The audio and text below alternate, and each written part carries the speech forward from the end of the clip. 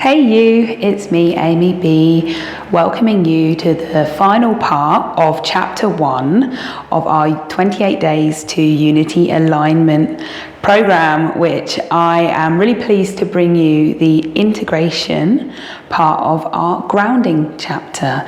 So thank you so much to those of you who have joined us through the introduction, the mindfulness meditation, and the grounding movement as medicine chapters.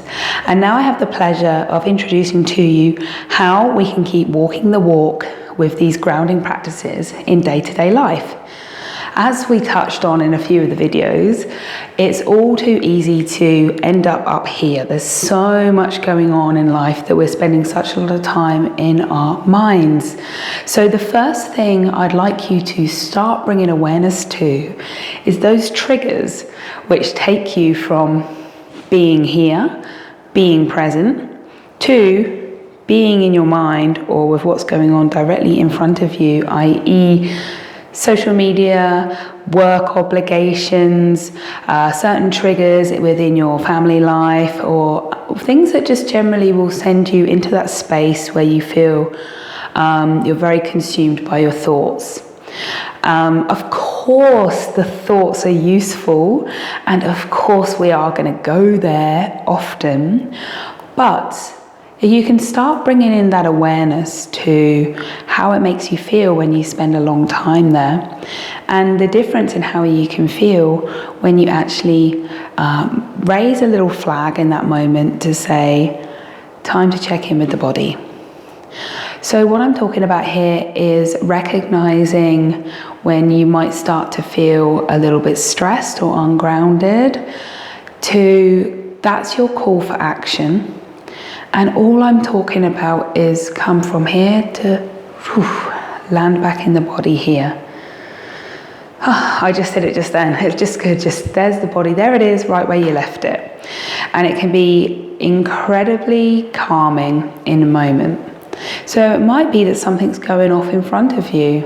You're in the car, traffic is heavy, you're on your computer at work, emails are building up, you might even be having a lovely time doing it. But just for a minute then, just to think back into your body with mindfulness. How's that chair feeling? How are my feet feeling? Can I just breathe into my belly for a second? Great. So the more you do these little mindfulness exercises throughout the day, the more regular it'll become a habit. Sounds simple, I know. One of the things I really will encourage you to do at this stage is to gain a buddy, gain some support for someone on your journey to alignment. Show them the previous videos, and then you can keep an eye on each other. And what you'll notice as well is that you'll recognize when people leave their body, because they're not in there, they're tied and their face is elsewhere, they're not present, and then you call them back and they'll be like, I'm back into presence. Another thing you'll notice when you start connecting with a buddy, or just with involuntary with people around you, that you notice how we mirror each other when we're talking. And what that'll often look like is, this and this and this, and misalignment every step of the way. So dropping the knee and then hip, interesting, Whereas if you can remain interested, but do it in your aligned body. So if you notice yourself doing this sort of thing when you're chatting to people, then maybe you could just bring that center back in. So remember, as we talked about, feeling the earth with your feet, spreading your feet, and how that automatically engages through your inner thighs. And we're just gonna squeeze the glutes underneath that tailbone, let that weight drop. And see how this open posture gets you far better connection and response. And you will notice that people start to mirror you. So you go from this, sometimes people even cross their legs right over, and do this sort of thing, and they're just like, oh yeah, cool. Whereas actually This is a lot more present way to be. So that's a little bit on how you can stand on your daily basis as well. These little moments. So what we're trying to do is we build in a regular practice. And through that regular practice, it just becomes more natural. So to check in with your standing, I recommend you look for those times of day when you're going to be stood in the same position for 10 to 20 seconds or more. Might be you're boiling the kettle in the morning, waiting at a bus stop, photocopier, or just having that communication with someone in your household. That you will use this moment to drop into your alignment. So just to remind you, that's feet gripping the ground, so you're not letting your feet go which way they want to go, which quite often is weighing into the ball of the foot, locking the knee back and dropping into the heel. So we just get those feet nice and level. Soft knees and engagement through the inner thighs, and just to tuck that tailbone under slightly and let the rest of the body just elevate and stack. We're going more into this stacking and this centering in the next chapter, the pelvic cradle. But for your grounding, you're really focusing on the legs. So while the kettle's boiling, you focus on your grounding, you check in with your body. How is the body today? You'll notice you've just given yourself a lot more armor to deal with the day because you have presenced yourself.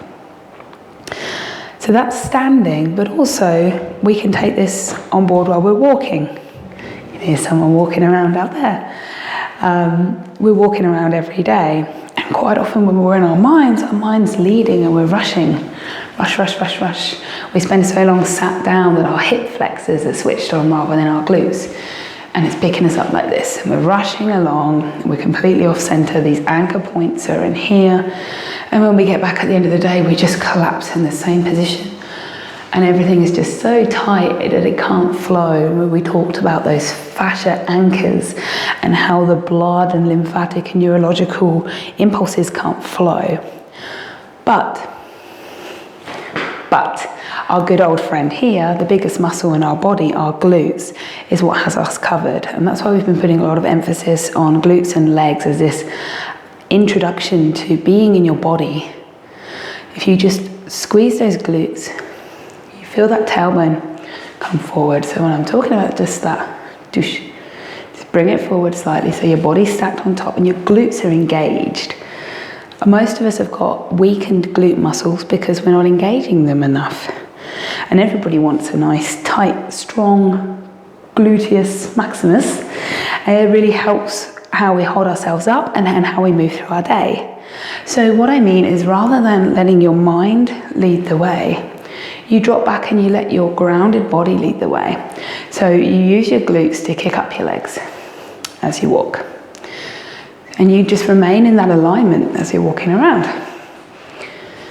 You know, things will happen and you'll end up over, oh, what's that over there?